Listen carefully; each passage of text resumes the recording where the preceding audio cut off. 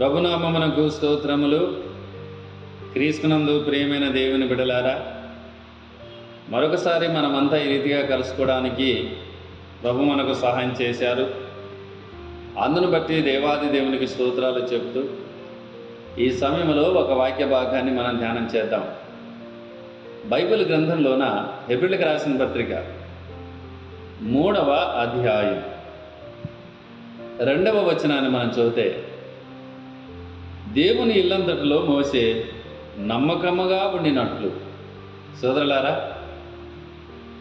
దేవుని ఇల్లంతటిలో నమ్మకంగా ఉన్నాడని మోసే గురించి రాయబడింది. మరి మన గురించి ఏమన్నా రాయబడిందా? దేవుని ఇల్లంతటిలో నమ్మకమైన వాడు మోసే. అసలు దేవుని లేది, మనమే ఆయన ఇల్లు. అయితే ఇక్కడ విషయం ఏమిటంటే, నమ్మకత్వం అనేది చాలా ప్రాముఖ్యం. ఈ లోకంలో బ్రతికినంత వరకు దేవునికి ఒక నమ్మకమైన వ్యక్తిగా నువ్వు జీవించగలిగితే, రేపు పొద్దున ప్రభు దగ్గర మనం నిలబడినప్పుడు భలే నమ్మకమైన మంచి దాసుడా అని అనిపించుకోవడే అవకాశం ఉంది. నమ్మకత్వం అనేది చాలా ప్రాముఖ్యమైనది.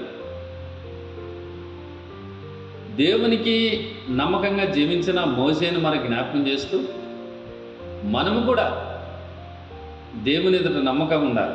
ఇలా చెప్పుకోవచ్చు. దేవుని ఎదుట నమ్మకంగా ఉండడం మాత్రం కాకుండా కుటుంబంలో కూడా నమ్మకంగా, సంఘంలో కూడా నమ్మకంగా, సమాజంలో కూడా నమ్మకంగా ఉండగలిగితే మనమే ధనులం అవుతాం. కనుక మోసే గురించి రాయబడిన ప్రకారంగా సోదరులారా, మనం కూడా బ్రతికినంతకాలం నమ్మకంగా దేవునికి బిడ్డలుగా జీవించుదాం.